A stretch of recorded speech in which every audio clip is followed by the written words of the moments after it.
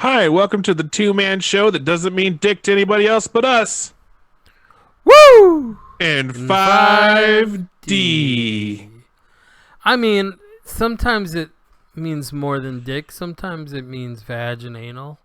It I just depends on guess. how squirrely we're feeling, honestly. Yeah, I guess. But mostly right now, it's just a good old-fashioned sausage party. Yeah, that's true. Although to be fair, we have had some female folk on, but they don't stick around very long. I think we're too loud and obnoxious. If I'm being I think honest, Bonsai scares him away. it spawns like yeah. It's because he's not here. Fuck him. It's his fault. All right, welcome to another episode of 5D Podcast. As you can hear, and if you're in the live show here, see, Bonsai is not with us today. He is at some sort of concert for some sort of band. It's probably terrible and indie, but don't tell him I said that. He Terrible gets and uppity. indie. No, I can't really talk shit. I got some weird music taste too, but I will say sometimes he sends me really weird bands via Spotify. It's probably like- just the bare naked ladies. Oh man, yeah. Welcome to my fucking high school career. Shit, I was into them.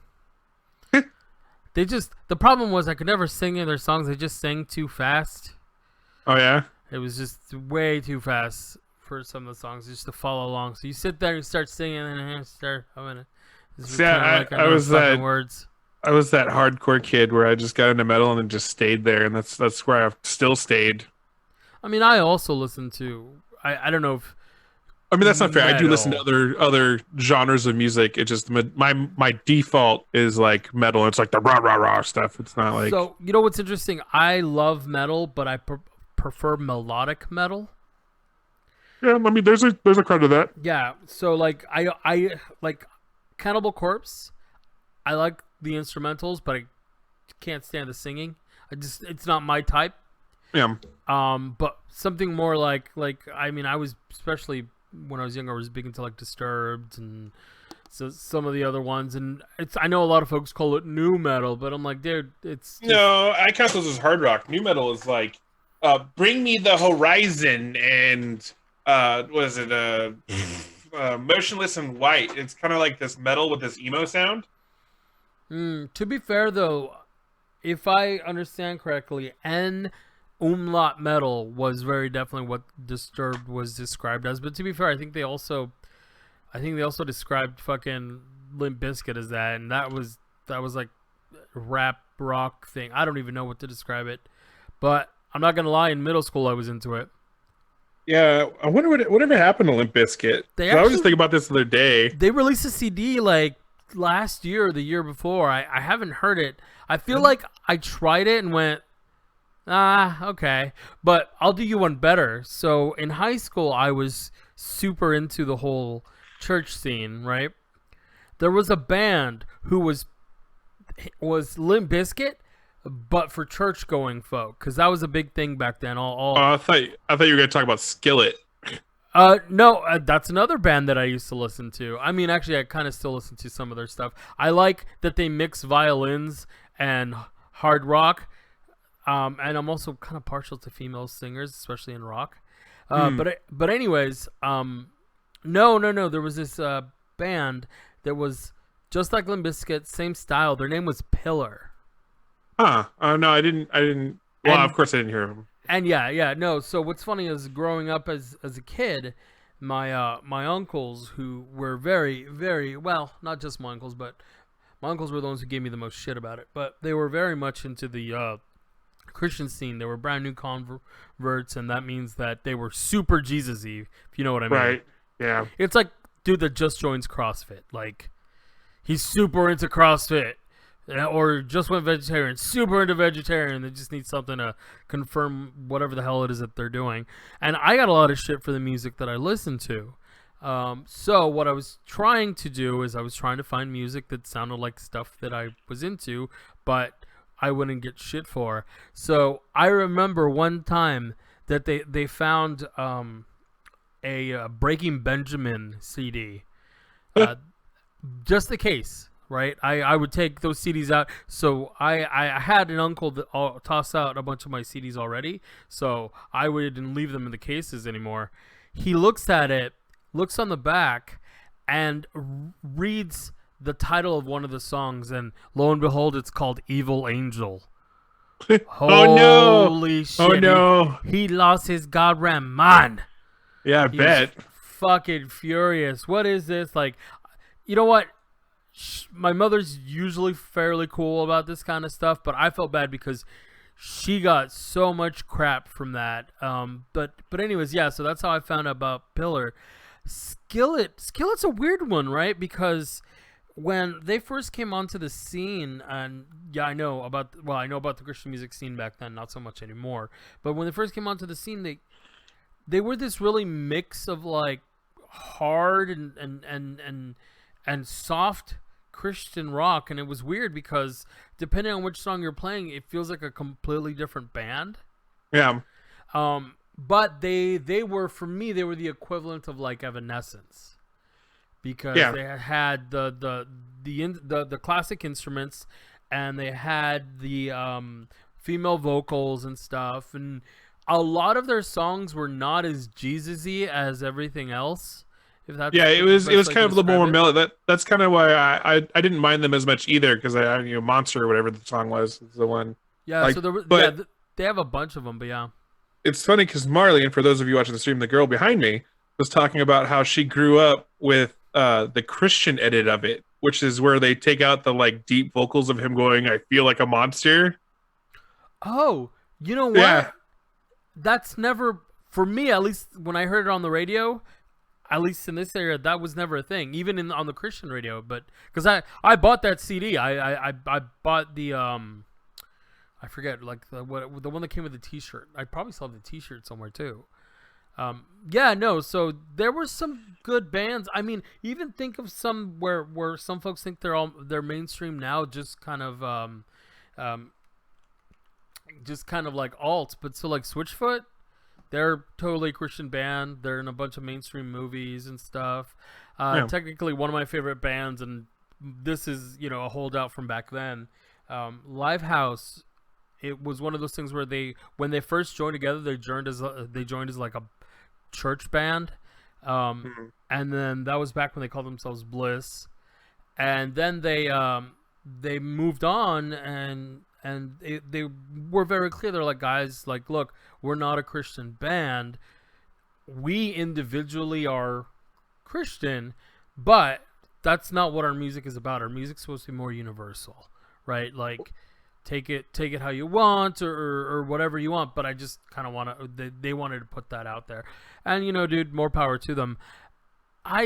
There was a couple of them that were good, and I was into. It's just kind of a weird combination there with that. And so what's interesting for me now is that most of the time when I'm in the car, I'm listening to like top 40 because my wife's usually in the car with me. mm-hmm.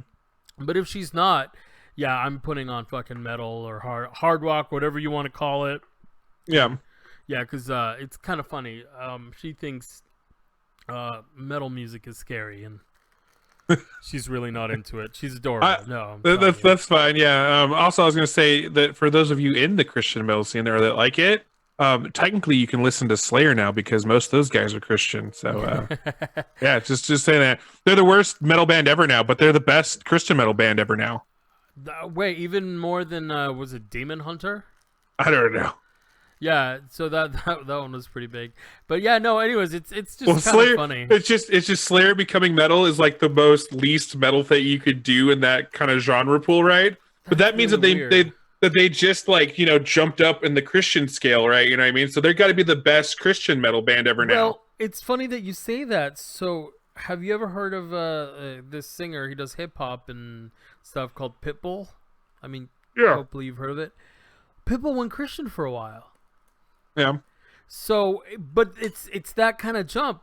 So you go from being a mediocre mainstream artist to a pretty popular Christian artist, Yeah. right? It's all true. And then you've had a couple of folks try to do the jump the other way, and just not. Yeah. Like Flyleaf, right? Flyleaf was one of those. Well, actually, surprisingly, Flyleaf got really popular for like a year. No, maybe a little longer, but yeah, that they were one. But there was a singer called, and this was again the church that I went to was Hispanic, so a lot of the Hispanic Christian music scene is even more niche. Right. There was a singer called Jackie Velasquez, where she did a lot of. It wasn't rock; it was more soft rocky Christian stuff, and then she tried to go mainstream, and after like one CD she got stuck, right, because she wasn't really that popular as a non-Christian artist, and then the people that used to listen to her as a Christian artist kind of got disappointed, and she started fading away. Oh. Yeah, I mean, she was. I mean, it happens. It happens. Yeah, but anyways, wasn't intending to talk about Christian rock. That's okay. That's fine. I mean, I was just putting it up there. Yeah, no, it's. I've never seen Skill live, and I still kind of want to. I want to see if they're. I always like to see if bands are as good live as they are on the CD. And there's certain ones that I can 100% say that they're just as good live. Disturbed, just as good live. See, my thing is because I've worked in the nightclub industry and in that kind of like field. I've seen a lot of metal bands, you know, they do a decent performance, right? You know what I mean? I'm sure they're probably really close to their studio production stuff. But I go for the showmanship. That's what I want to see. And I've noticed that there's certain bands that have more showmanship than others, and I like that. Like, just to give you an underrated band, it's Ghoul. Ghoul is like the poor man's version of Gwar. They didn't have... They had stuff, but they definitely weren't trying to be like Gwar, right? I mean, they're definitely kind of like a shock punk, shock rock kind of thing. But they were a lot of fun. Like, they still did a lot of fun things. Like, they weren't as big, elaborate pieces as Gwar had, because Gwar blew up, right? You know what I mean? So they were able to get these giant sets, like a worm that fucking they pushed, what was it, fucking Jerry Springer through, so he had to go all the way out through the ass, or like the Paris doll that they ripped apart or whatever, right? You know what I mean? Yeah. But they still had fun things. Like, they had this dude that was like a mech guy, and like he was like supposed to be like a fascist, right? You know, and everybody hated him, and he was like spraying blue shit over the audience, right? They had a pig man that had this giant fake ball set that was hanging out of his loincloth, and he had a bucket, and he'd like dip his balls in it and then like throw the like contents of the bucket. It's supposed to be like bloody diarrhea, right? You know? And they're one of the few bands that are like in that genre that are selling white t-shirts, because the whole point of you to get a white t-shirt is just so you can get fucked up during the show and then go mount it on a wall and never wash it, right? You know? And like watching that, it was like, oh my God, this is a lot of fun. Like, this is like Gwar, this is great. Like, I love these guys. And they're such down to earth like artists, right? You know what I mean? Like after the show, because I was talking to them and helping them load out and everything, right? And like I got to talk to them. They were really nice. They brought a poster for DNA to put in their fucking like wall of fame kind of thing, right? And they all signed it and everything, right? Which is cool. And then like you have other artists that aren't as down to earth, but are still really good showmanships, like fucking Mayhem and Watain. Watain, they were a little bit nicer. Mayhem, it was funny because it was my first show working at the side door, and I asked for the fucking badge, right? You know, because I don't know any of these guys. And the dude looked at me like with like, I will set you on fire right now, because they're from Norway, right? You know? Yeah. And for people that don't know Mayhem, they're the band that was the most black metal band ever. And one of their guitarists shot themselves, and they took pictures of it with a little Polaroid camera and put it as an album cover to prove how metal they were. And then one of the singers still carries the shard of the dude's skull with him, right? Yeah. But they have a really kick-ass show, and it's not for the faint of heart. They burned goat's blood and like waft it through the venue. And you can taste the like metallic copper in it, right? You know, and they're like doing their whole set and everything. I can't tell you how many people like coming out like, oh my God, this fucking smells, or like, that's so gross, right? You know, and I'm like, this is rad. This is the first coolest show ever, right? You know? So, I mean, for me, it's stage presence. Like, sure, your music should be good, and ultimately that's what I'm going to listen to. But when you're doing a live performance, don't just stand up there with your instruments and do your performance. fucking make it flashy, right? You're here to entertain and have fun, right? And you should definitely do that. Let me present a counterpoint, though. I hate the bands that when they do a live show, they spend more time dancing around than actually fucking playing, or a band that will sit there and just fucking like put the mic to the audience. I'm like, motherfucker, I did not pay to hear these assholes sing. I paid to hear you sing. Like, I am all for like some sort of stage show. So like, I can even say like Slipknot, they do an amazing stage show. They do a good one. But I don't like their music. But that's okay. Okay. I like their music. I'm not into it. You know who's really good that you should see that I recommend to everyone is Rob Zombie. He is like the Alice Cooper of our time. Like, his stage show is just so ridiculous. That's another one I really want to see. When I went to go see him at the amphitheater, because we got tickets that were like $30 tickets or something like that, so we went to go see. So we weren't anywhere near close to the stage. But it was funny because the lineup was Armand Armoth, Five Finger Death Punch, it's the band Mastodon, and then it was Rob Zombie, right? Mastodon and like is terrible live. They're terrible now. They were actually pretty good back in the day. They went super melodic, and like I'm not super big into melodic things. When I saw them in Mayhem Fest, they were terrible.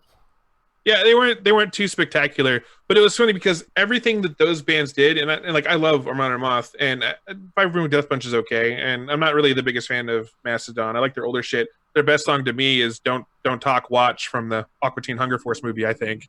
But everything that they did, Rob Zombie did in a better way. Oh, you're gonna have a light show? Well, I'm gonna have lights and fucking fog and fucking give this guitar away to this kid, and I'm gonna like do a cover of this one song because you did a cover of this other song, right? You know what I mean? And it was just, and like have these huge set pieces that just come out, and like he's singing and doing his whole thing. He's amazing. I always recommend it to everyone. And even if you don't really like the genre of music, if you can get behind the entertainment of the stage show, fucking do it. It's amazing. Yeah, no, exactly. That's my point with like Slipknot was I'm not into their music. I've never been into their music, but I watched their live show and I was like, that's a good fucking live show. Yeah. Right. I can appreciate that. But no, I will say like I was even like Dragon Force was there and they were kind of they were just garbage. I really good to see them live. And as much shit as I talked about Motionless in White, they're not a bad band. They actually had a good show. Yeah. They weren't that bad. So there is one like group that if they announce tickets, I'm buying a plane ticket to France to go see them because they don't do shows in the U.S. anymore. And that's Daft Punk.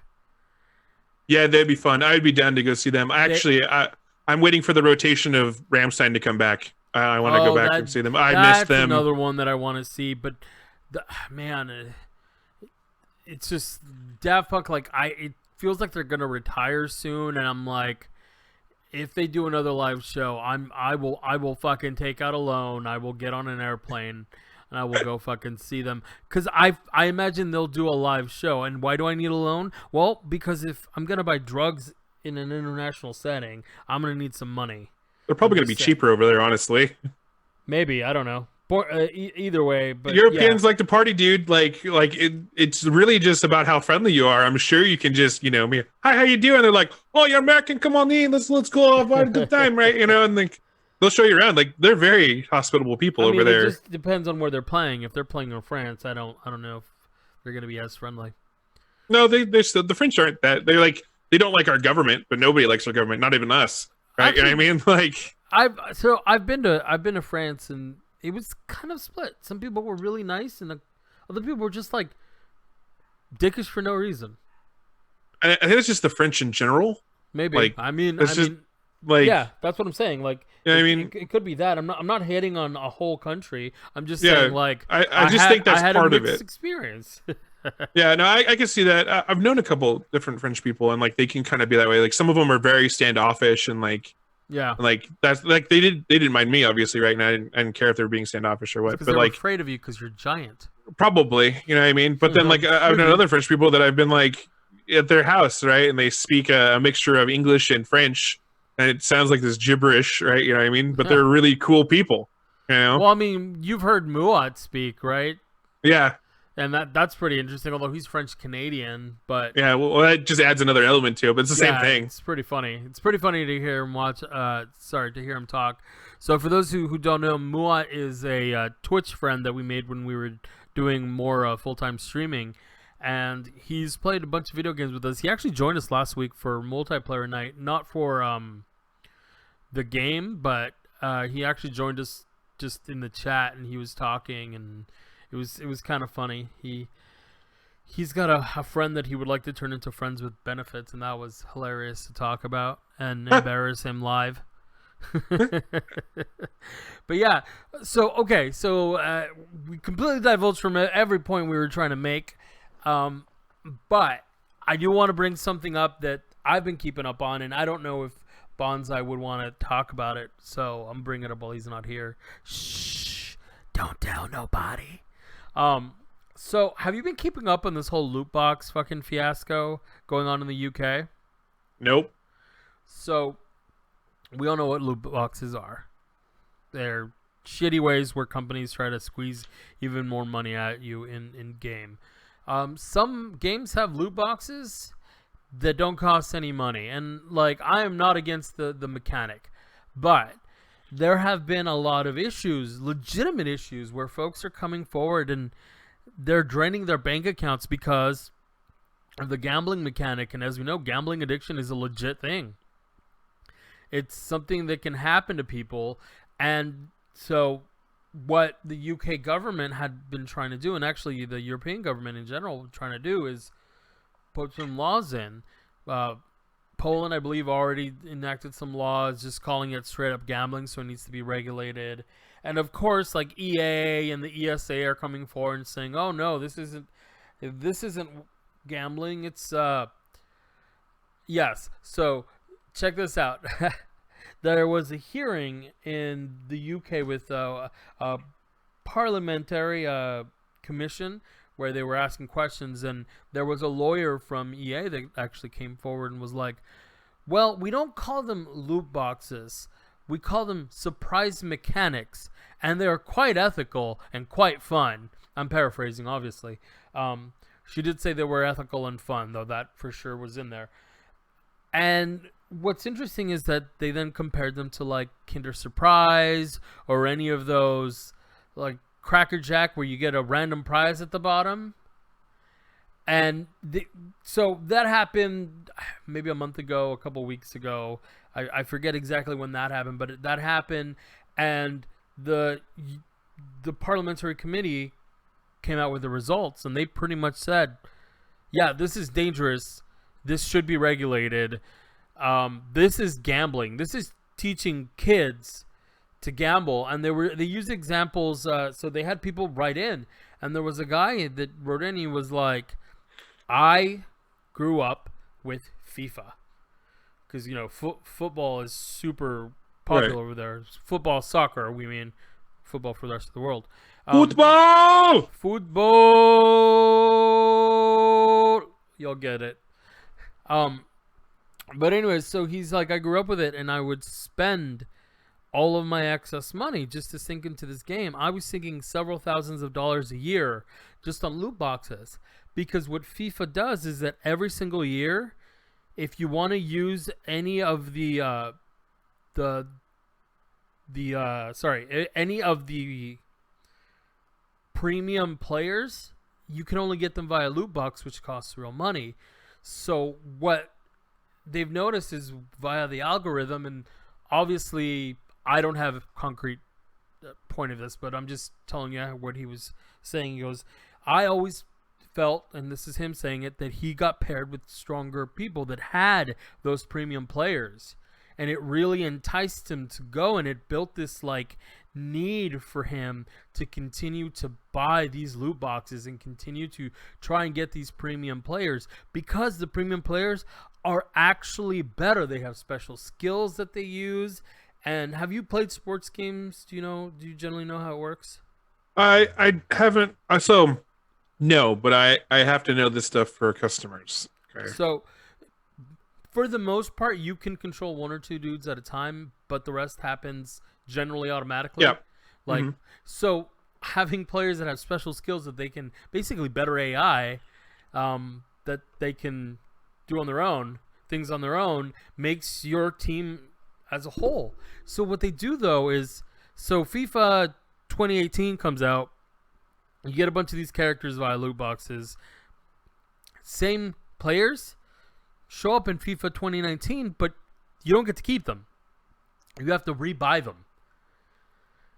So it just starts the cycle all over again, and it's just this, like, to the point where there's some videos that have surfaced about the trailer for the new 2K basketball game. Yeah, 2020. Yeah, 2020. It's the same thing. Yeah, same thing, and it actually has fucking slot machines and pachinko mechanics. The industry is trying to come out here and say, hey, look, this isn't gambling. Like, people can totally grind and do X, Y, and Z. It's not gambling. And then they show fucking like pinball, not pinball machines, slot machines, pachinko machines to get these special characters and all that stuff. And it seems like they're completely fucking just tone deaf.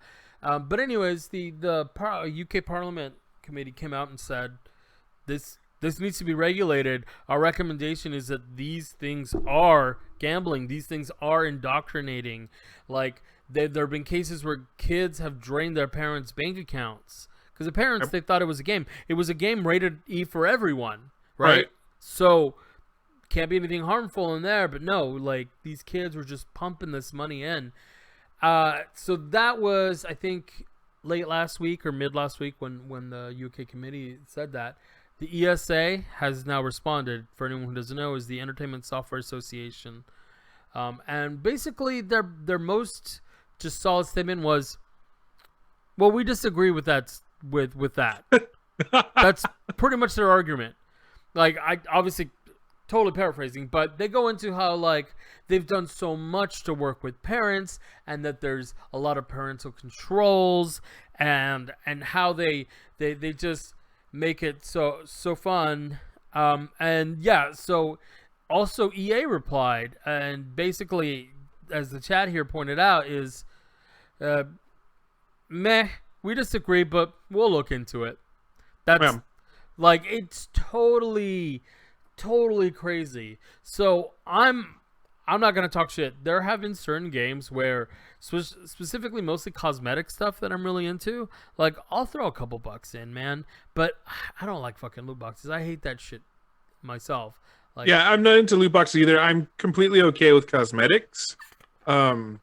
I do feel that for any cosmetics, like, if you're going, like, sure, okay, you want to spend the extra cash, and you're an adult, go for it. But I feel that, and so like example, Siege, they have legendary skins. They don't do anything game mechanically wise. They're just cool skins with an animation, right? Which is shitty that you don't get an animation otherwise, right? Yeah. But you can only buy it for real money, right? And I get supporting the developers. When you spend more money, you're getting more to it. Okay.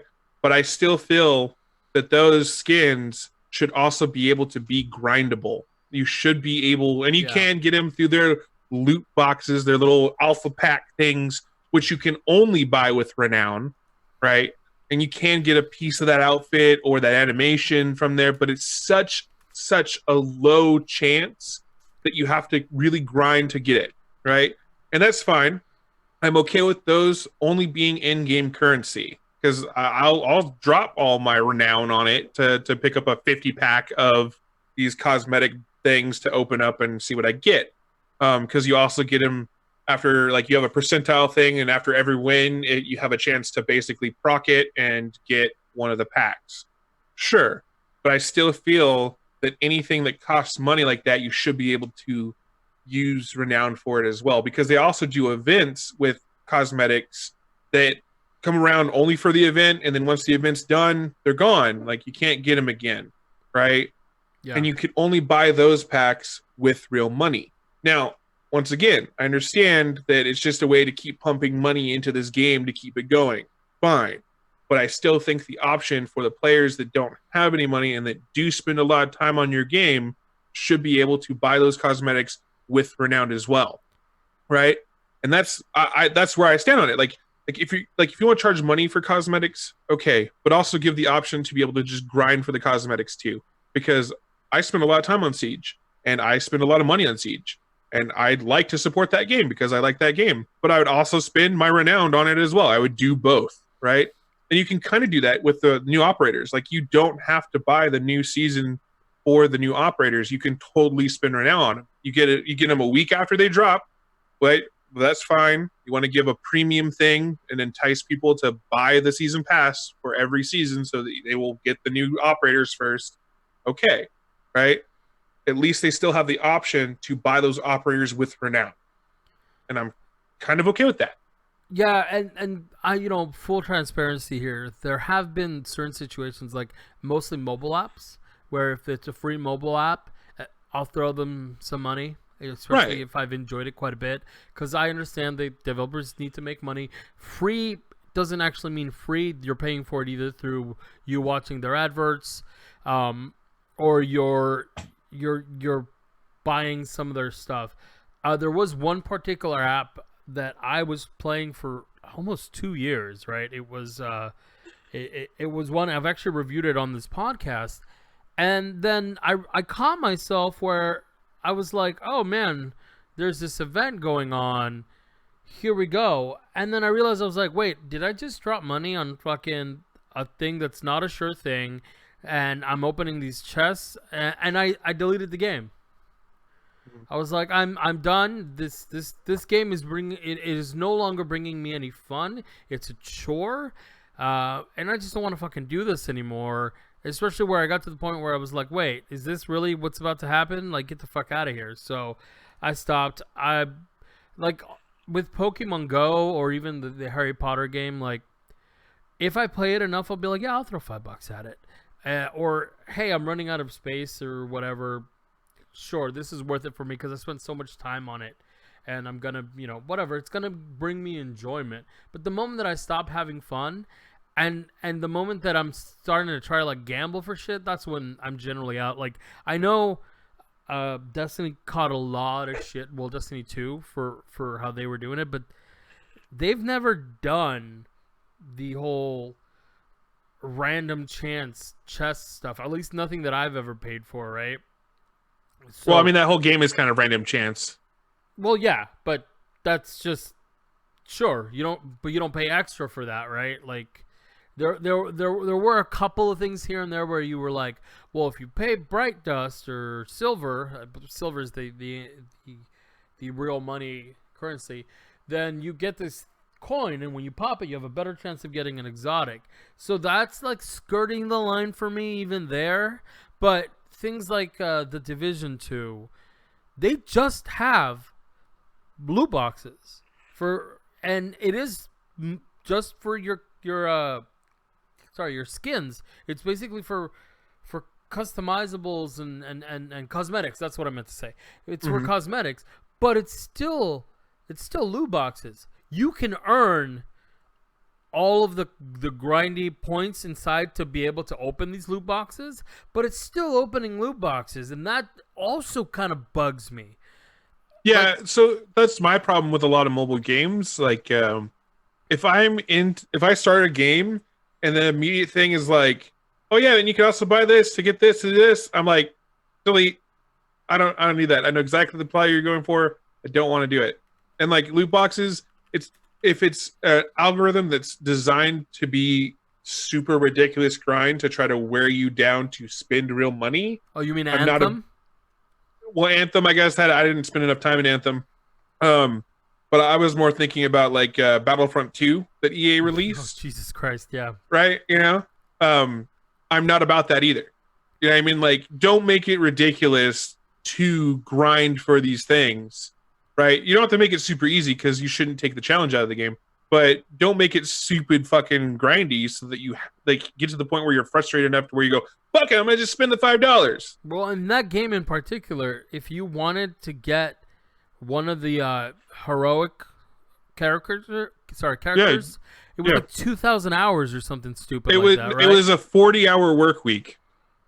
To try, it was 40 hours. Okay. Yeah, it was the equivalent of working 40 hours for like a month or something like that. It was some stupid fucking thing. Yeah, I remember that one was like ridiculously high. Maybe I was thinking maybe it was 2 weeks that they were Maybe saying. it was something like that. It Yeah, was yeah, ridiculous. maybe It not was like 2,000 hours, but 2 weeks. for just that one. You know what I mean? And that's not counting the other one. Yeah, and I You know think what I mean? that was either Vader or Skywalker. I forget. It was Vader. It was Vader. Yeah, it just, dude, it would that's ridiculous. You know what's really kind of unfortunate? I really wanted to like that game. Me too. The first game, the times that I played it, I thought it was fun. It was slightly off. Like it was. I remember playing it, and it wasn't as good as like Battlefront 2. You know, the originals. Like that was a really good game. Yeah. I remember playing the crap out of the game on was like PS2. So I went back because I had EA's like subscription thing for a little bit because that's how I play EA games now. I don't ever buy them. I'll buy a month into their subscription thing, play it, and they go, "Is this for me?" Yeah, no. I kind of do the same You know thing. what I mean? Like, okay, bye. Right? You know. I kind of do the same thing. And so I revisited Battlefront 1 that they did, and actually I had a blast because I had all the DLC for it, right? You know what I mean? Like I had the full access to the game, and being a rebel pilot at the Death Star trench, going into the trench because you ran like the teams are randomly assigned when they can try to go in, right? And like trying to make this death run with another guy that's playing Vader. Like, and he was a good fucking Vader. Like, he was just picking us off through this trench, man. It was a blast. And the like, I played the beta for the second one. It was still a lot of fun. Like, it was a lot of fun, but then there was a whole fiasco to it, and I never went back to revisit. I don't have a EA subscription. Maybe I will to go try that full game experience and play with it a little bit. You know what I mean? Remind me, what was the issue? Because I stopped playing it for a reason too. Like, for the first Battlefront, there was something. Well, there was somewhat lack of content because we got into it super early, and then there was it was like Battlefield 1 where it was really super easy to die. Like you'd spawn and die, and then like you'd spawn and die, and you'd spawn and die until eventually you either get a better character or you get like a hero. They kind of balanced that out a little bit more in the second one, so it wasn't as bad.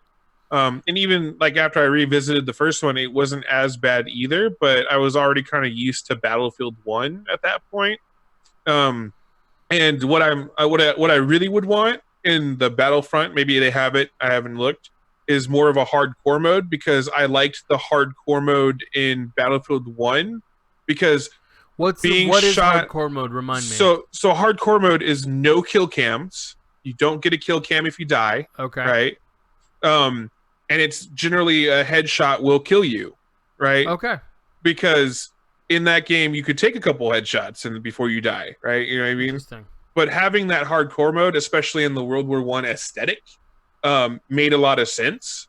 And I feel that that's something that I enjoy more about that series, because it gives a sense of almost like urgency and like making the right decision. Like you're gonna die, you know what I mean? And I'm a little bit more willing to accept it because I know that I'm in a hardcore mode than dying in not the hardcore mode where I just die instantly and it seems like I die in one shot, but I shoot a dude 5 times and he lives. Yeah, the only thing I would say about that is that I always hate the dudes who hide in a dark corner and keep picking people off by their spawn.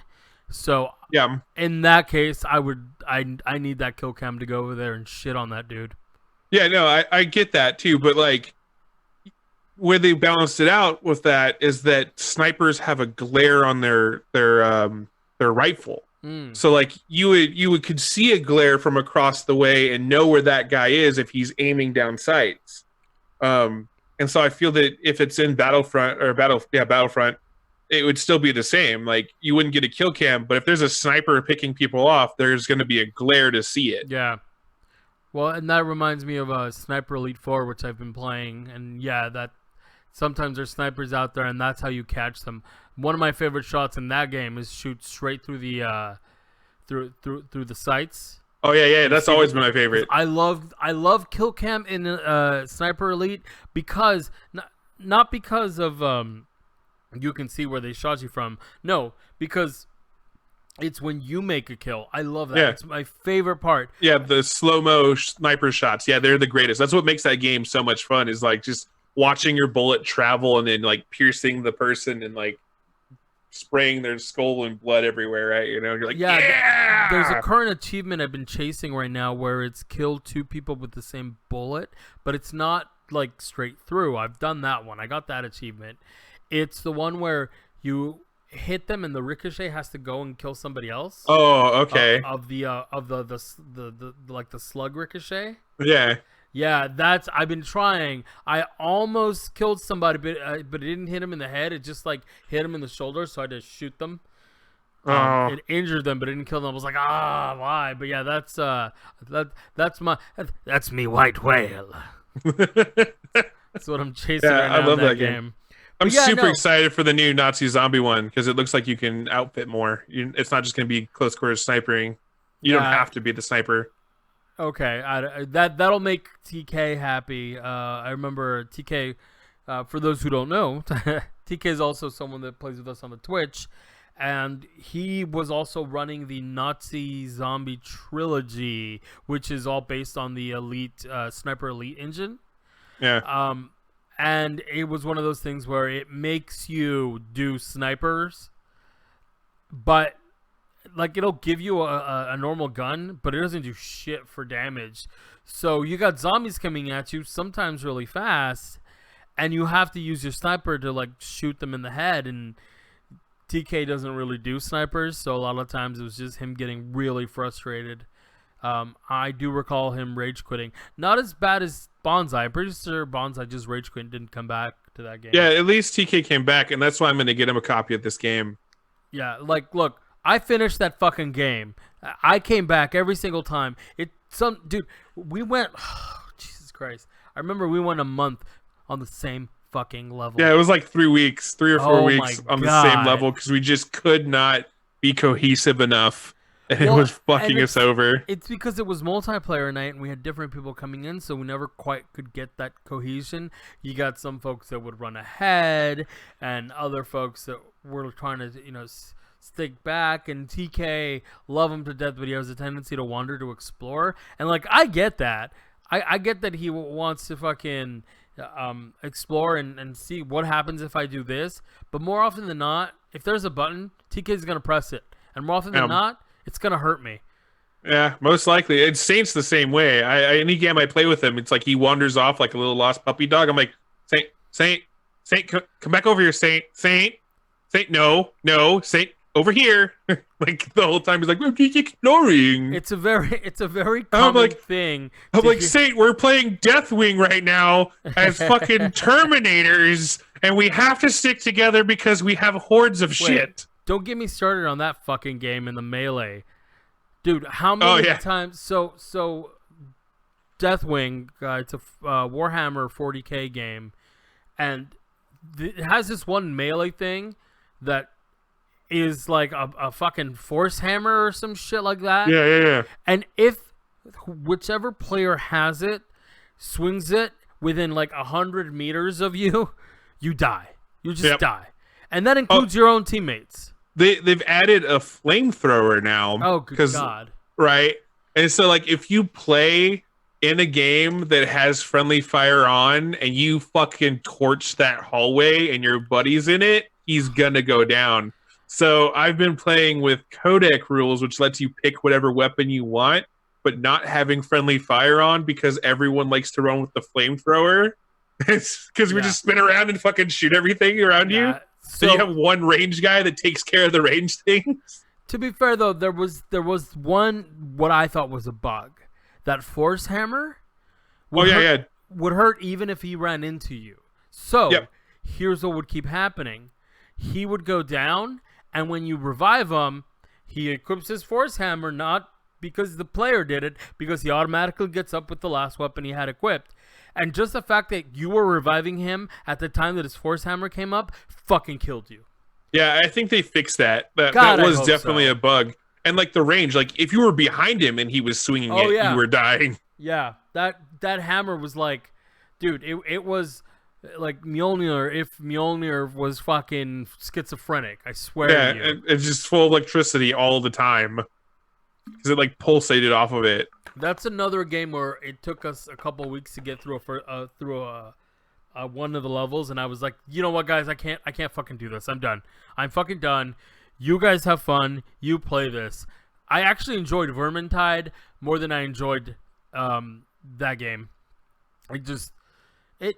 It's so like, but it's so for Deathwing, it's very much you stick together, brothers. Like there's no, like you cannot veer from each other because you will die. Whereas Yeah. Vermintide, there's been times where like I can break away and then come back, right, and I have a bigger chance of living.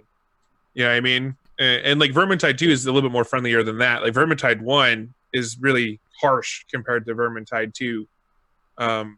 So I mean, it's really just, and I mean, I get it. It's the feel of the game. Like playing in 40K is worse than I think Warhammer. Like they're both blood filled, right? You know what I mean? But like, there's just so many things that are out to kill you on this eternal crusade that like they really can't.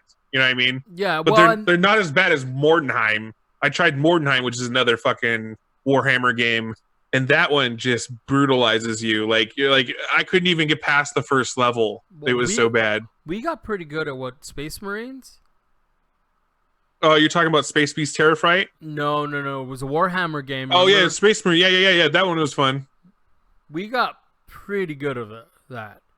Yeah. Like, I remember the first time we played it, we couldn't, the first session, like first two sessions, because when we do multiplayer night, it's usually about 2 hours, and we would all sit down and play these games. So we sat down, and it was, it was fine. But we couldn't get past the first fucking level because we were all used to, well, maybe not all of us. I think Klops probably wasn't. No, fuck you, chat. We're not playing Space Beast Terrorfright, or at least not when I'm there. I refuse. I hate that fucking game, mostly because I hate you guys as players in that game. I wasn't the one that shot you. No, but still, it's just. I'm usually the last one standing. Yeah, but you're also the leave people behind and go, I'm gonna go my own way. Hey, and that's why you're the last one standing. Anyways, I'm not. Well, bitter. because you guys are like, let's go down this hallway with all these spawn points. I'm like, no. But none of us knew what the fuck any of those were. Anyways, like I told you guys there were spawn points. Space Marine, we got better at it, and we got some team cohesion, and we actually ended up getting pretty far into like the latter levels, because for that one is you can't play the later levels without beating the ones before it. Yeah. So it would just take a while to get there, and we did pretty good. There was one with that open arena and the dude with the giant hammer, and we never got past that. That was like the last world too. We were on the last world. Was we never it the got last to world? Yeah, because we went. There's only 3 worlds, if I remember, and we got through 2 of them. The last level of the last world. It was like the second level of the last world, I think. It might have been the last one on the last world. I'm not sure. It's been a long time, but it's so open and rough though. That one is rough because you're getting plinked from far away. You're getting hit with ammo, and then you got dudes chasing you, and then they had explodey dudes. Like, it was a whole fucking thing, and we got pretty close a couple of times, but we just couldn't. I feel like with more practice we could have pulled that off. But yeah, no, there's a lot of games like that where they're just really hard, and you really have to have squad cohesion. With Red Solstice is another one that we got much better at, and I feel like that game has to be played in a certain way. What is it? Top down. It's isometric, right? It's top down, and it's you play. It's like StarCraft, but you only control one character. Yeah, well, it's like StarCraft on the levels where you were in space stations. Yeah, like that. Not only like, it can be up to a team of 6, so there's 6 players playing it. It's not a bad game. It's just I don't know. It's not a bad game, but it has really to be played a certain way. You either play objectives, or you play kill everything? Yeah, it's mostly objectives though, because you have to do the objectives to keep going through it. And just so you know, you're gonna run out of ammo. That's just gonna happen. So find stashes, share items, Tell that asshole over there to stop hoarding magazines. Like, Yeah, team comp's a really big one in that one too. Like you have to have a medic and you have to have someone that's resupplying yes. things. And in our group, too many people wanted to play the same fucking character. Yeah. And I'm like, and for me, it's once I pick a character type, I kind of stick with it because I fucking hate having to go level up another goddamn character. Although I will say, Killing Floor is probably the only game where I've gone back and I've leveled other characters. I've got a sharpshooter that's almost level like 19, and my commando's level like 22 or some shit. For me, it's more I know the roles that I should play. And the roles that I can adapt to. Like I'm actually a pretty good medic in most games, and it's really because I play with Fallen, who's always the medic. So when he's not there, I try to default to the medic so the team has a medic. But really, it should be heavy weapons that I run around with because I'm good at crowd control. And so that's what I tend to stick with is weaponry and like classes that focus around that. With the other exception being close quarters, I'm really good at like flank maneuvers and shooting people in the face with a shotgun, right? And keeping things off of the teammates. Yeah, I tend to be, just in general, be much better at sharpshooting and or DPS.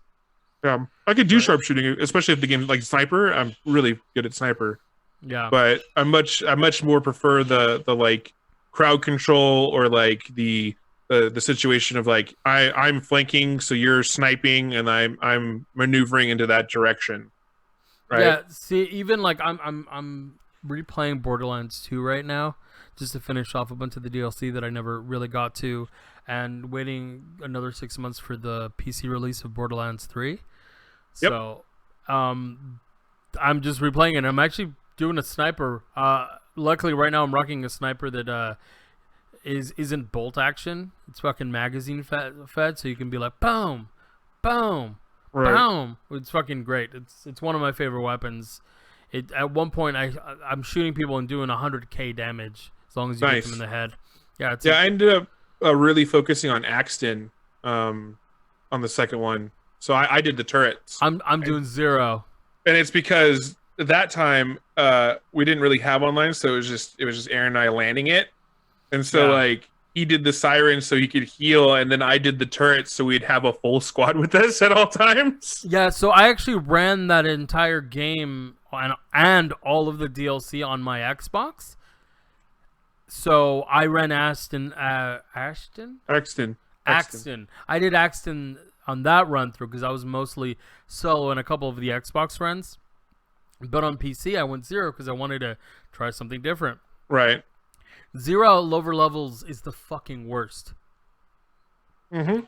Once you get higher levels and once you start adding a lot of the bonuses to your like first shot and things like that, basically for 0, what you want to do is you want to reload often because you get a lot of bonuses on that first bullet. So when you play sniper, boom, shoot, reload, boom, shoot, you're just piles of damage. See, my solo character was 0, and I actually went the other route with him. I went less sniping and more elemental damage with his submachine guns. Okay. So I was more stealth and then surprise attack. Okay. And see, for me, when I was playing with Axton, is the turrets, basically, they protected me. Yeah, I had the bubble shield and the magnetic feature, as well as having them fire rockets with their machine guns. Yeah. Because I started dumping down the other half of the tree.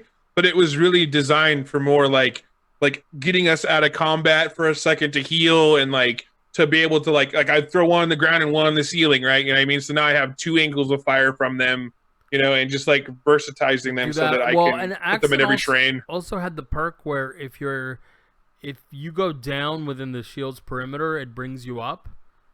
I didn't have that one, but the reason I didn't have that one is because he was playing the siren healing build. So he would look, and I would go down, and he'd go boom and shoot his like giant orb, and it would like pick me up. Yeah, so I didn't have to worry about that. That's why I dumped into the rockets, because it was going to be more damage output for us. Yeah, no, that game was pretty great. All right, actually, we're almost there at the time that where we have to say goodbye. I feel like we spent this whole time just bullshitting talking about video games. We're just having fun, man. This is what this podcast is all about. Yeah, no, I like that we covered all kinds of different topics. But yeah, fuck EA, fuck the ESA, fuck loot boxes. I just want to make that very clear. Fuck Epic Store. There's all these things that I don't like. I do want to say to the chat is there's certain games that I don't play with you guys anymore, mostly because I hate them.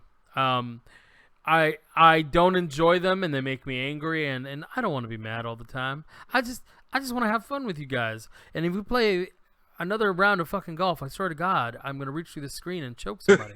This is funny because I haven't got to play golf with you guys. I would be down to play some Payday 2 or something. I think I also reinstalled. No, I haven't done Killing Floor 2 yet. I'm joking about the golf.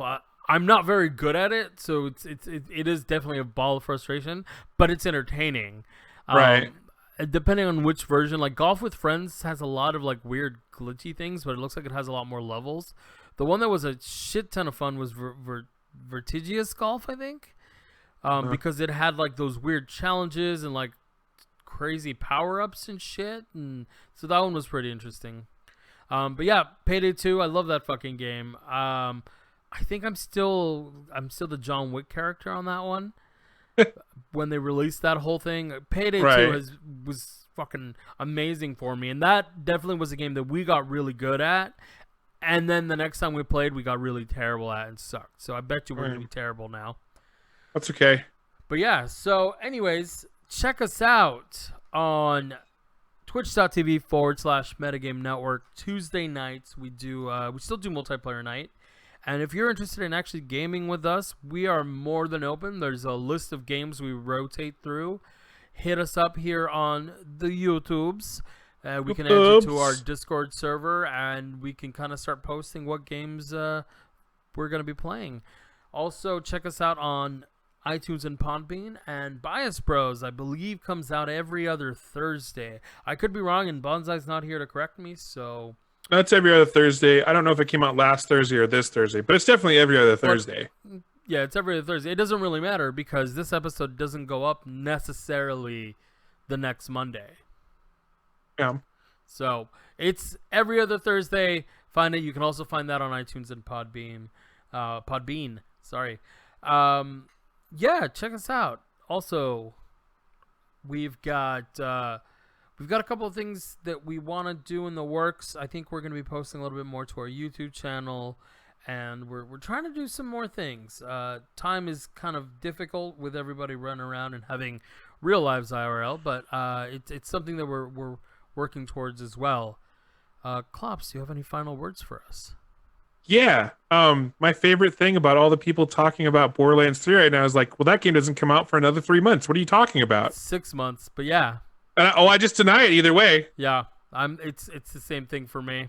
Like, I was like, oh man, that's weird that people got review copies 6 months in advance. Yeah, I mean, man, time flies. Whatever. Yeah, I was gonna talk more about it, but I realized, why talk about a game that's not out for like half a year?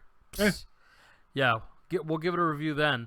I'm sure Bonsai, because he got it for console, he's gonna try and review his super early access version of it on console. From what I hear. Yeah, it will be a one-man show that day. Yeah, there will be a whole lot of la la la la la. All right, and on that note, bye. See you later.